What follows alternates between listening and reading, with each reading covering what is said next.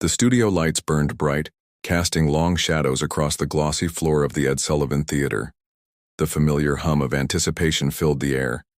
Late-night television had its rhythm, its unspoken contract of laughter, applause, and easy charm. But on this night, that rhythm fractured. Stephen Colbert leaned into his desk, smirking as the crowd leaned closer, hanging on the cadence of his monologue. His wit had always been sharp, cutting, but what he said next carved deeper than he realized. With one calculated line, he mocked Dwayne "The Rock" Johnson, not for his blockbuster films or wrestling bravado, but for daring to be seen as more than an entertainer. His words dripped with a polished Ivy League superiority, painting Johnson's success as spectacle rather than substance. The audience laughed, though the sound was uneven, jagged. Some clapped out of habit, others hesitated, their smiles uncertain. The camera caught the flicker of unease in the front row, a momentary question in their eyes. Had he gone too far? Backstage, Johnson sat rigid in the green room, his jaw clenched, hands folded like granite. He was no stranger to mockery. Wrestling had taught him that. But this wasn't a playful jab. This was dismissal.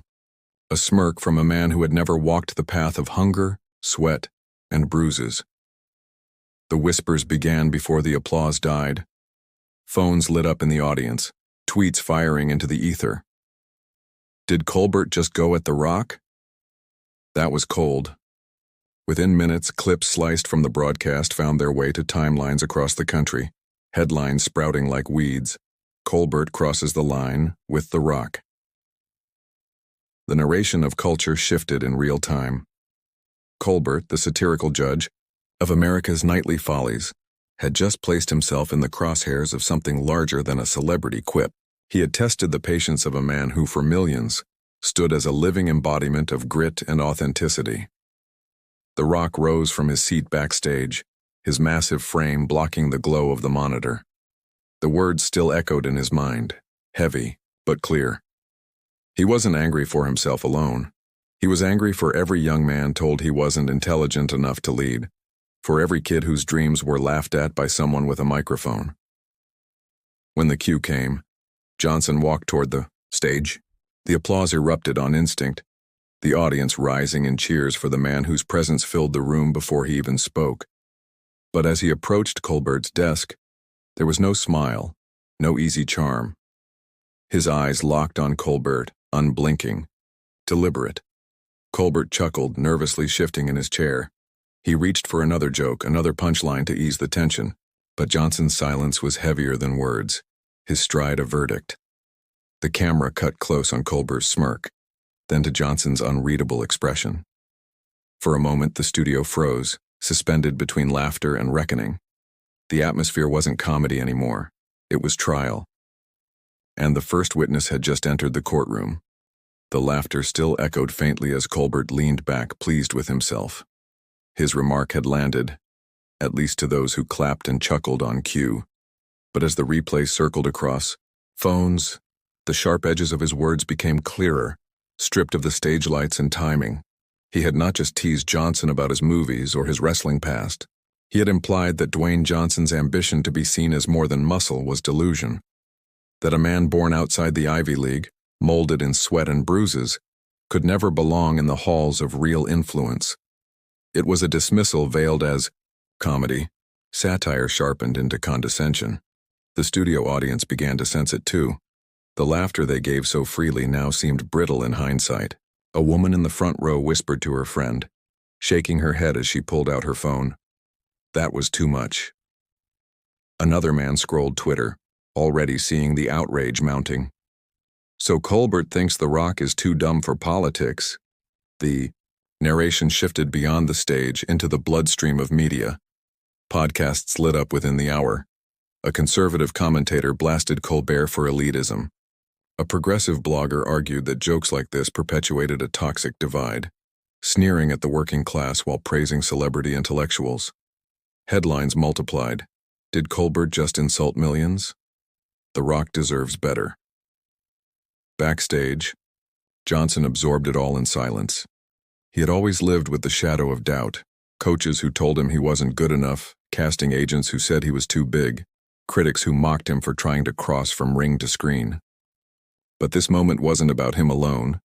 It was about every man or woman who had clawed their way up from nothing, only to be sneered at by someone who never walked that road. Colbert's remark, smooth, witty, tossed like a dart, had landed in the heart of a cultural battlefield. It wasn't just late-night television anymore. It was a collision between two Americas, one that revered pedigree and polish, and another that valued grit, scars, and relentless willpower. When Johnson finally walked onto the stage, the weight of that divide hung in the air. The audience clapped wildly, but the rhythm was uneasy, tinged with the awareness that this wasn't the usual banter. Johnson's handshake was firm, his eyes unwavering. Colbert tried to recover with charm. "Dwayne, you know I love you, man. Don't take it too seriously, it's just a joke." Johnson leaned in, voice low but steady, each syllable cutting through the laughter. "There's a difference between a joke and disrespect, and I don't let anyone blur that line." The crowd gasped, caught between admiration and shock. Colbert forced a laugh, waving it off as if nothing had shifted, but the air was thick, with a new energy. This wasn't entertainment anymore. It was testimony. And the jury was not just the audience in that theater. It was the entire nation watching from their screens. The studio applause still echoed faintly, but Dwayne Johnson's presence had shifted the air into something heavier, more deliberate. To understand the gravity of what was unfolding, one had to understand the man himself, the weight of his history, the scars beneath the smile, the years of struggle that made him more than a punchline. Johnson's story was not written in the halls of Harvard or Princeton, but in small apartments where the rent was late and eviction notices stacked on the door. He was once a boy who watched his mother cry at the kitchen table, powerless against the slow grind of poverty. Football became his escape, then wrestling became his salvation. Every achievement was carved out of rejection, coaches telling him he'd never make it, casting directors laughing at his size, critics insisting he would be nothing more than a caricature in tights. And yet he endured. Through every stadium, chant, every Hollywood audition, every skeptical interview, Johnson built a career that was not handed to him but wrestled from the jaws of failure.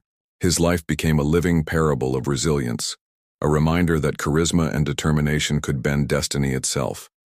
That was what Colbert's remark dismissed. It wasn't just a joke about Johnson's political potential. It was a sneer at every brick he had laid on that long road upward. As the camera tightened on his face, the audience saw it. Not anger, but something deeper. Resolve. Johnson did not need to shout or pound the desk. His silence was charged with memory, with every time he had been told no and had answered with, "Watch me." Colbert, still trying to spin the moment back into laughter, leaned forward. "Come on, Dwayne, you know you're larger than life. Nobody's questioning your success." Johnson's voice came low, steady, and unshaken. "Success isn't given, Stephen. It's fought for. And when someone tries to reduce it to a spectacle, they're not just insulting me. They're insulting everyone who's ever had to fight from the bottom." The room stilled. The clapping faltered. Even the cameras seemed to hold on his words a moment longer. The Rock's statement was no longer confined to the studio. It reverberated far beyond those walls. On social media, clips spread like wildfire. The Rock defends working-class dignity. Commentators began drawing parallels to the cultural divide. Elitism versus authenticity, intellect versus resilience. What made it powerful was not bluster but credibility. Johnson wasn't just another actor on a promotional tour. He was a man who had tasted defeat, who had clawed back from it, and who embodied a form of moral authority that no monologue could erode. The audience, sensing this shift, began to clap, slower, heavier, a sound closer to respect than amusement. Colbert's smile faltered, his quick wit suddenly inadequate in the face of something rawer and more human. For Johnson, the moment wasn't about humiliating a host or winning applause. It was about drawing a line in the sand. He had spent a lifetime being underestimated, misread, and reduced. This time, under the lights of late-night television, He chose not to laugh it off. And the nation was watching. The applause subsided into a heavy quiet, the kind of silence that only comes when an audience senses they've crossed from entertainment into history. Dwayne Johnson sat across from Stephen Colbert, his massive frame filling the chair, his posture composed yet unyielding. The Rock was no longer the smiling Hollywood star plugging a new film. He was something else now, a man holding the room, accountable.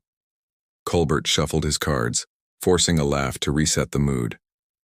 All right, he said lightly. You know I'm just doing my job, Dwayne. This is what people tune in for. A little jab here, a little jab there. You can take it. You're the Rock, after all. Johnson didn't move. His eyes locked on Colbert, unblinking, sharp as granite. His reply came in a voice low but resonant, each syllable weighted. That wasn't just a jab, Stephen. That was dismissal. And there's a difference. The words cut through the studio like a blade. The audience shifted in their seats, a nervous murmur rippling through the crowd. Some leaned forward, sensing they were witnessing something unscripted, real, dangerous. Colbert tried to smile, but it didn't reach his eyes. Come on, you can't tell me you've never heard worse. You've built a career on people underestimating you. Johnson leaned closer, forearms resting on the desk, his presence swallowing the space between them. Underestimating me is one thing, but disrespecting what I've worked for, what I stand for, that's not comedy. That's arrogance. The audience gasped. A few clapped, instinctively siding with Johnson. Others stayed silent, their eyes darting between the two men like jurors awaiting the next piece of evidence. The cameras caught every flicker of expression. Colbert, usually so quick with his tongue, now searched for footing. His smirk faltered. As Johnson continued, his voice steady, almost prosecutorial. I've taken harder hits in the ring. I've been booed out of arenas. I've been told I'd never make it past the first audition, but I've never tolerated being reduced to a stereotype. Not then. Not now. Not from you. Colbert exhaled sharply, feigning bravado. Well, I guess I know who not to mess with, he joked, forcing the audience to laugh along. But the laughter rang hollow, more like an obligation than amusement. The spell of late-night levity had broken and no punchline could glue it back together. Johnson didn't let him off the hook. He straightened in his seat, his voice rising just enough to command the room without shouting. Respect isn't optional, Stephen. You earn it, or you lose it. And right now, millions of people watching at home are deciding which side of that line you're on. The silence that followed was deafening. For a beat, the show ceased to feel like television. It was a trial and Colbert was on the stand. The jury wasn't the clapping audience, but the unseen millions online, already dissecting every pause, every flinch, every word. Colbert forced a swallow, his polished confidence cracking. The balance of power on that stage had shifted. Johnson wasn't the guest anymore. He was the prosecutor, and the cross-examination had just begun.